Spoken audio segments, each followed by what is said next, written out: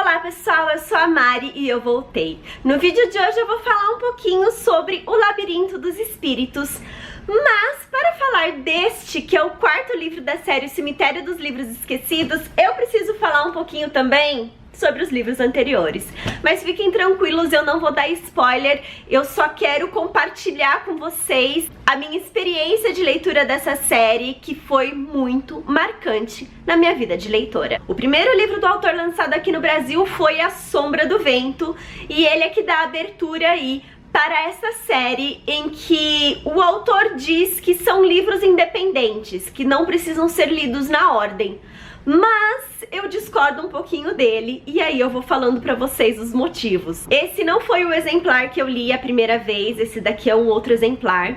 A primeira vez eu peguei o livro emprestado da minha tia, eu tenho uma tia que gosta muito de ler, ela sempre me incentivou, tanto quanto a minha avó.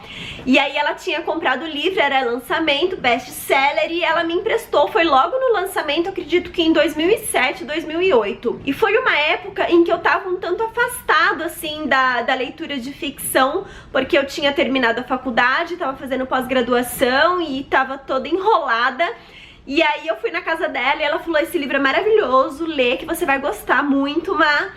E esse livro ele acabou me reinserindo novamente na literatura e assim, eu sou completamente apaixonada pelos personagens, pela escrita do autor. O Zafón, ele tem uma escrita poética, mas no entanto ele faz o uso do alívio cômico, ele tem um bom humor incrível. Os livros dele, eles são misteriosos, em alguns tem mais suspense policial que em outros.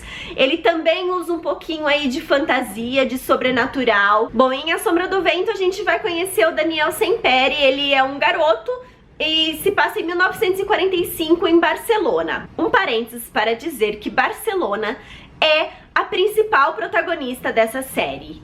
E sim, eu amo quando os autores colocam ou uma casa, ou um local, ou uma cidade como protagonistas.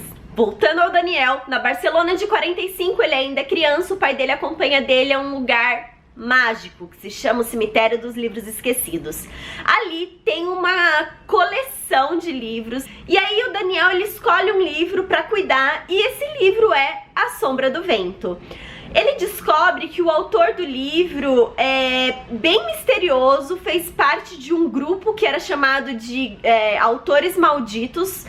E aconteceu algo muito estranho com os exemplares de A Sombra do Vento. Eles foram queimados. Então aqui a gente tem essa entrada de suspense que o Daniel ele vai atrás, ele quer saber o que aconteceu e a gente vai saber um pouco mais também sobre a família dele.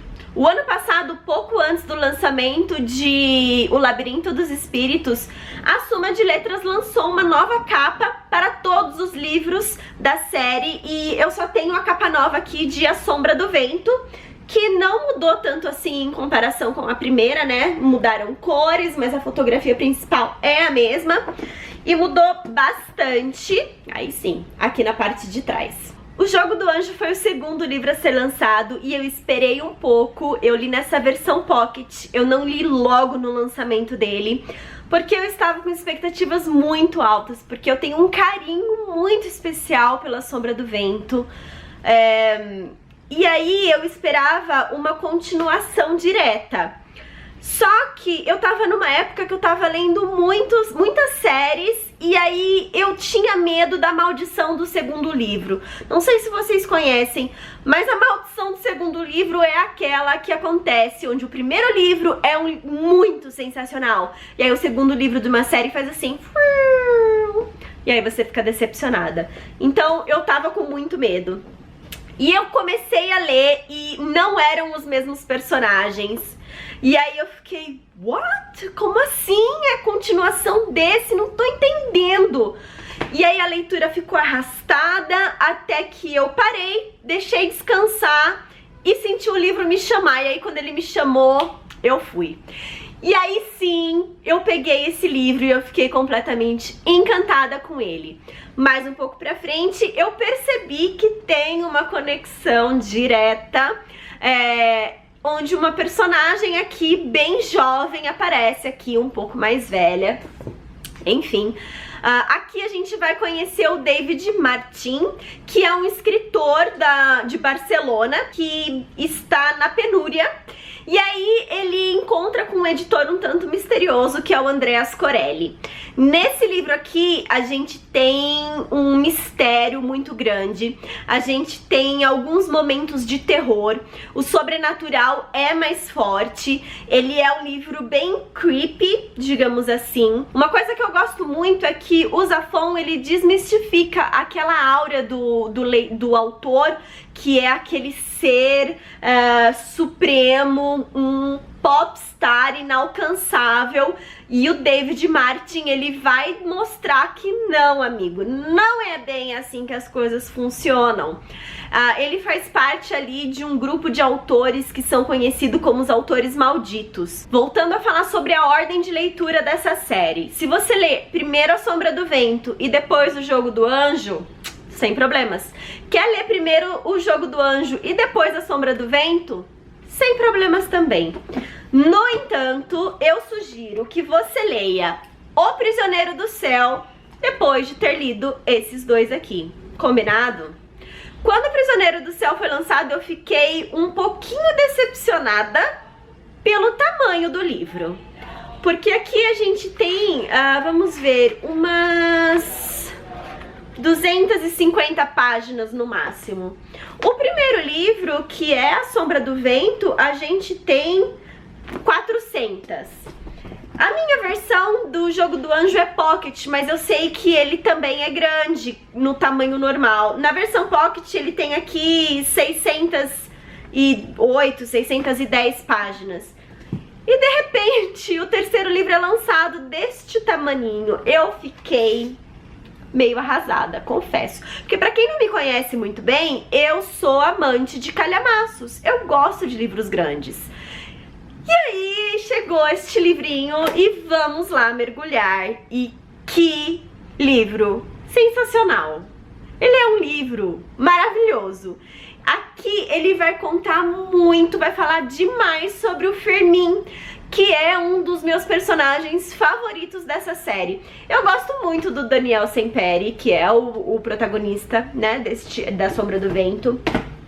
Gosto muito do David Martin, gosto muito da Isabela, mas o Fermín, ele é muito espirituoso, ele é um personagem que é construído para ser protagonista, no entanto, ele é um personagem secundário, mas ele sempre rouba a cena. Só que ele rouba a cena de uma forma muito inteligente. Gente, o Fermín é um dos melhores personagens, assim, que eu já li. Esse livro aqui se passa na Barcelona dos anos 20, então a gente volta bem lá no começo da linha do tempo, tá? Esse daqui ele já tá em 57. E finalmente temos O Labirinto dos Espíritos. E para minha alegria, olha o tamanho deste livro. Meus pedidos foram atendidos.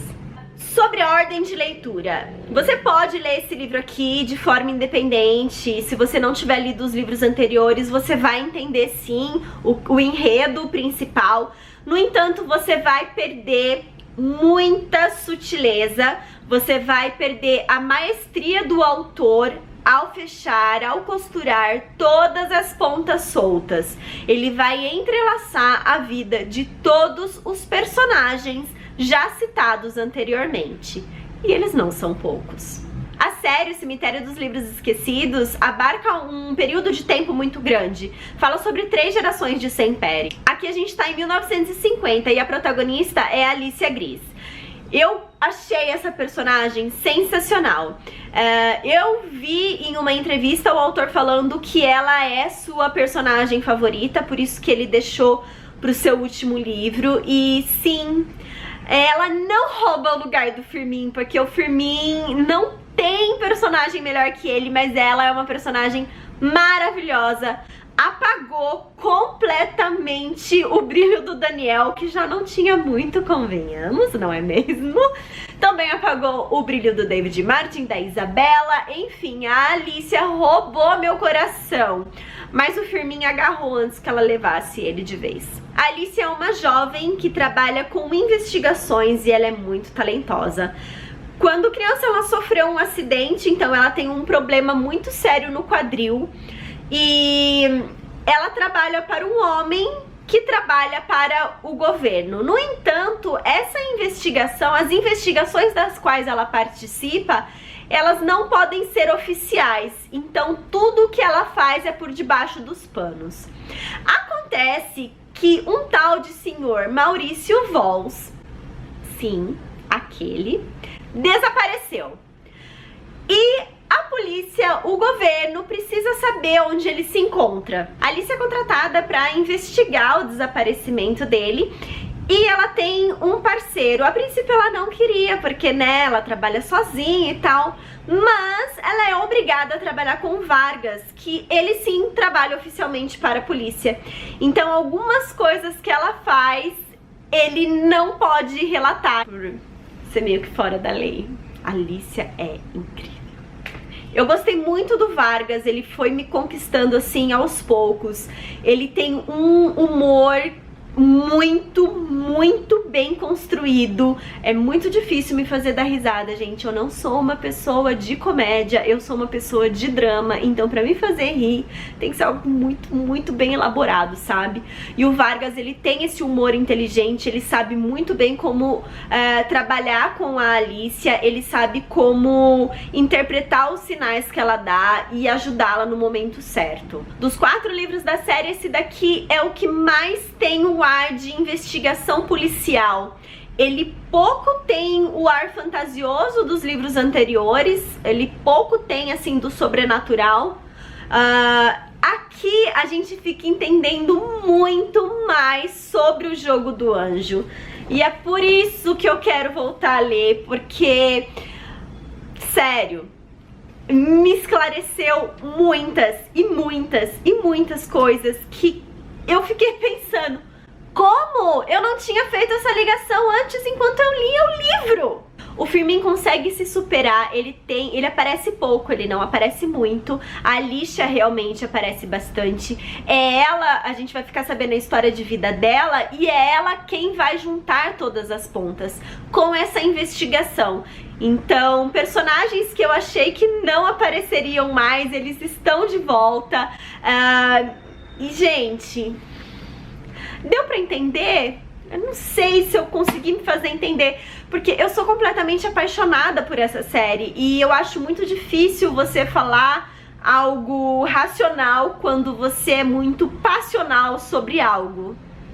Me fiz entender? Eu terminei a leitura com um quentinho no coração, mas também já morrendo de saudades desses personagens. Eles são muito queridos, eles são tridimensionais, é como se eles fossem realmente meus amigos e que assim que eu for logo ali pra Barcelona eu vou encontrá-los pelas ruas e vou conversar com eles e a gente se conhece desde sempre. Bom, pessoal, espero que tenha feito algum sentido esse vídeo, né? Deem uma chance para essa série, ela é incrível, ela é realmente uma homenagem à literatura, aos livros, aos escritores, aos leitores. O Cemitério dos Livros Esquecidos é um lugar mágico, eu queria que ele realmente existisse, mas vai saber, né, se ele existe ou não, já que não é todo mundo que tem acesso a ele.